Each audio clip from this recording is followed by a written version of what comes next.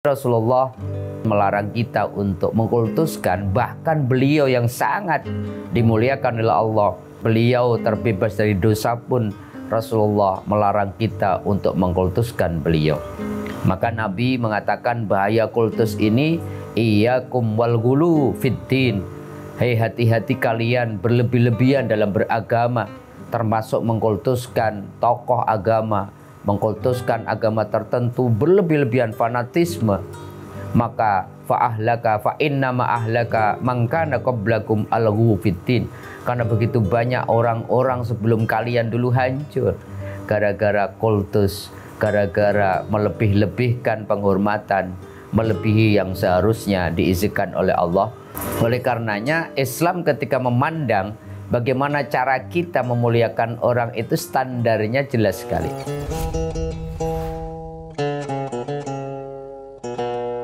Assalamualaikum warahmatullahi wabarakatuh. Sahabat-sahabatku, berjumpa kembali. Semoga Anda semua selalu dalam limpahan rahmat dan keberkahan dari Allah.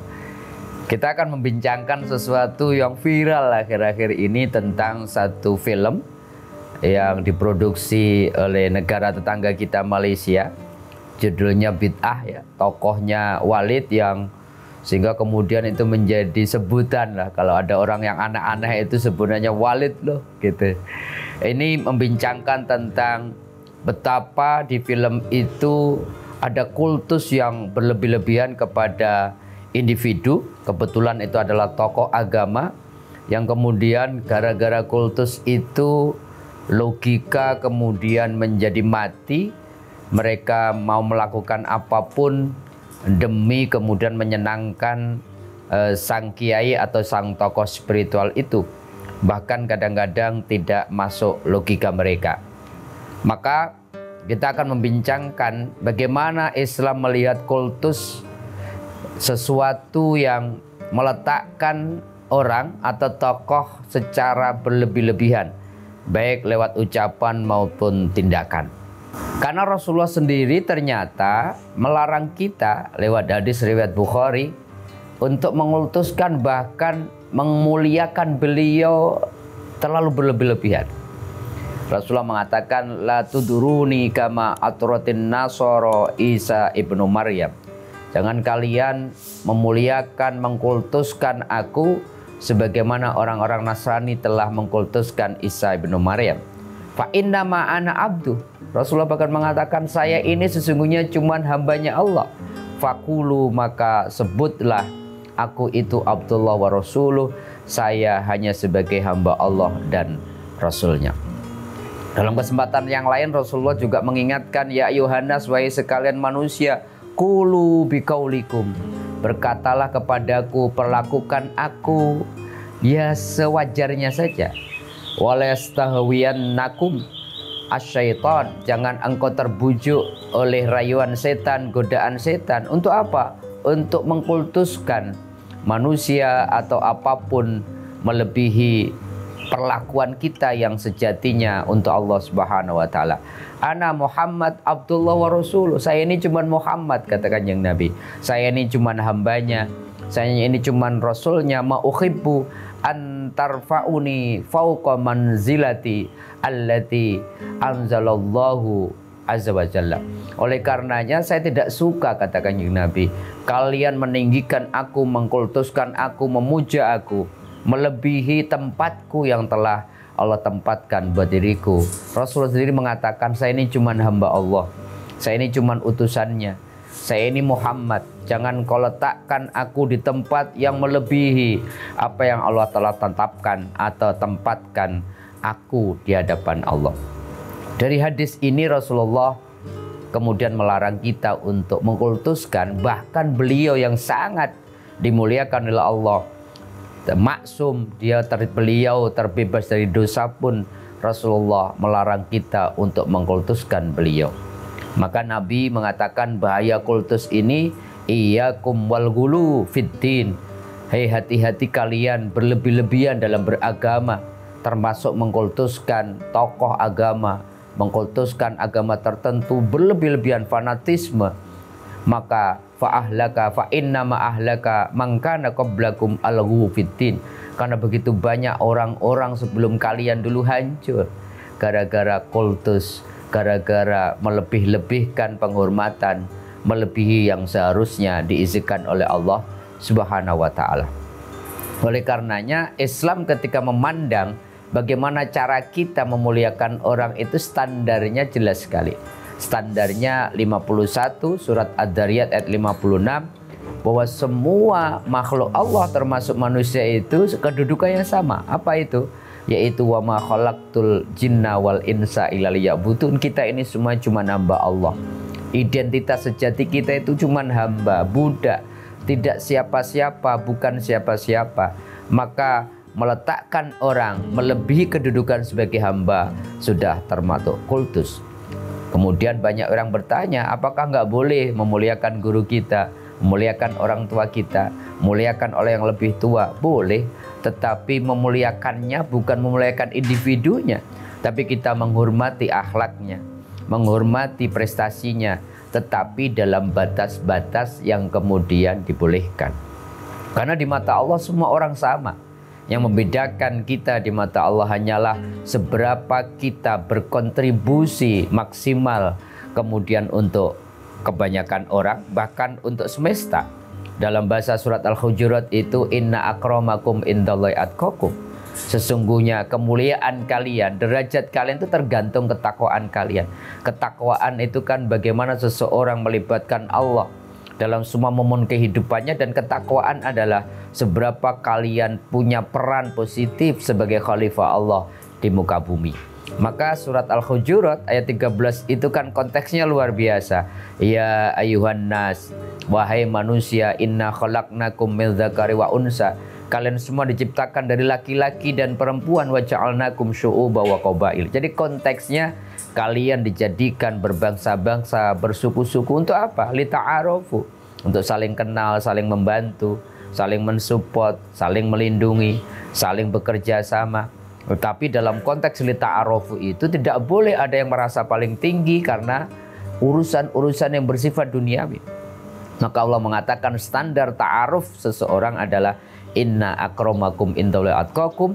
Di dalam proses ta'aruf kalian saling mengenal itu yang paling mulia bukan yang kaya, bukan yang pejabat, bukan yang kemudian paling pinter, tapi seberapa ketika ta'aruf itu kalian melibatkan aku, dan seberapa orang dalam ta'aruf itu punya dampak positif ketika bertemu dengan seseorang. Maka kan khairukum, sebaik-baik kalian itu adalah orang yang paling banyak manfaatnya buat orang lain. Khairun nas anfa'um linnas, sebaik-baik kalian adalah yang paling banyak manfaat. Itulah ketakwaan. Dan dalam konteks ta'aruf itu yang dilihat oleh Allah sebagai standar kemuliaan, bukan gara-gara kemudian sesuatu yang nempel pada diri kita yang bersifat dunia, bahkan yang bersifat ukhrawi sekalipun. Kultus-kultus spiritual itu kalau berlebihan menjadi dilarang oleh Rasulullah. Innallaha alimun khabir, karena Allah tahu persis, Allah Maha mengetahui secara detail apa yang terjadi pada diri seseorang. Artinya apa? Dalam konteks beberapa hadis dan surat Al-Hujurat, surat Ad-Dariyat ayat 56 tadi, kita bisa meletakkan bahwa sesungguhnya kultus itu dilarang, dan manusia sama di hadapan Allah sebagai hambanya, dan yang terbaik adalah yang paling baik ketakwaannya. Lewat beberapa hadis dan ayat tadi, kita bisa ambil sebuah kesimpulan yang namanya kultus, ya, sikap berlebihan di dalam memuji, di dalam menyayangi seseorang, itu di luar batas yang telah ditentukan, maka itu dilarang. Oleh karenanya, mari kita menghormati orang tanpa kultus, jangan berlebih-lebihan. Kalaupun kita memuliakan itu karena akhlaknya, karena kebaikannya, karena prestasinya, tapi moderat saja, secukupnya saja. Jangan kemudian menyayangi dan kemudian menghormati berlebih-lebihan sampai kemudian kadang-kadang logika kita matikan. Dan bahkan kultus itu kalau berbahaya, kalau orang mau melakukan apa yang dicontohkan, diperintahkan oleh yang kita kultuskan, Kadang-kadang kita tidak peduli lagi apakah itu sesuai dengan syariat Allah yang mestinya kita dahulukan nomor satu penghormatan dan taatnya, dan bukan kepada individu. Memang banyak faktor sahabat-sahabatku yang membuat seseorang mengkultuskan seseorang. Boleh jadi karena pencapaian orang itu luar biasa, karena karismanya dibumbui dengan kekeramatan-kekeramatan, atau boleh jadi kita mengkultuskan orang karena didesain oleh gimmick-gimmick dalam media sosial, atau karena faktor-faktor psikologis. Orang itu kadang-kadang membutuhkan orang yang di luar dirinya agar dia punya confident, tetapi kemudian kadang salah.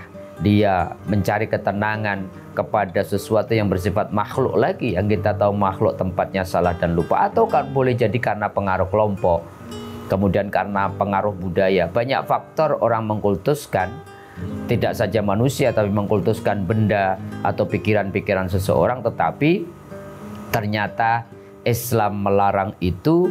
Letakkanlah orang pada tempat yang sama, mereka Abdullah, dan muliakan seseorang karena ketakwaannya. Kata ketakwaan yang dimuliakan oleh Allah itu dalam konteks apa?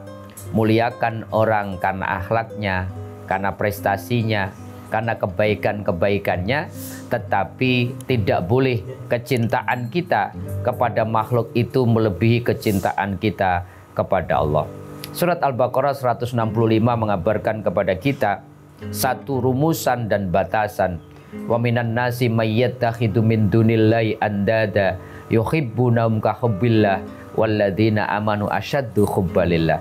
Nanti ada orang-orang yang mengambil makhluk, mereka mengkultuskannya, mencintainya melebihi cintanya mereka kepada Allah. Padahal walladzina amanu asyaddu hubbalillah, padahal yang benar orang yang beriman adalah cintanya nomor satu adalah cintanya kepada Allah. Ketika kita mencintai Rasulullah, sesungguhnya ekspresi cinta kita kepada Allah. Ketika kita mencintai, menyayangi pasangan kita, itu ekspresi cinta kita kepada Allah. Bahkan ketika kita menyayangi, kemudian memuliakan guru-guru kita, karena kemudian itu ekspresi perintah Allah dan Rasulullah untuk memuliakan guru-guru kita. Sehingga di sini kita clear bahwa jangan sampai kita kultus, dalam bahasa Arab namanya al-ghulu, karena itu telah merusak, membinasakan makhluk atau kemudian umat-umat sebelum kita. Letakkanlah dalam porsi yang pas. Allah lah sebagai tujuan utama cinta kita, tetapi cinta kepada makhluk, bahkan kepada Rasulullah, pada guru-guru kita, orang tua kita, pasangan kita, dan kepada makhluk yang lain, letakkanlah sebagai ekspresi kecintaan kita kepada Allah Subhanahu wa Ta'ala. Kalau kita letakkan itu, maka efek dari kultus yang biasanya fanatik, kita kemudian biasanya tidak toleran, biasanya kemudian eksklusif, biasanya menghalalkan segala hal yang itu merusak tatanan sosial dan kekeluargaan. Kalau kultus ini terus kita jadikan panduan dalam kehidupan kita, mudah-mudahan kita bisa hilangkan, minimal kita bisa minimalisir. Mari kita cintai Allah, mari kita cintai Rasulullah, mari kita cintai orang-orang yang layak kita cintai, semata-mata karena ada kebaikan-kebaikan yang melekat pada mereka, sehingga ekspresi cinta kita, kemuliaan yang kita berikan kepada mereka semata-mata fillah, karena kita mencintai Allah. Mudah-mudahan ada manfaatnya. Billahi taufiq wal hidayah wa ridha wal inayah. Assalamualaikum warahmatullahi wabarakatuh.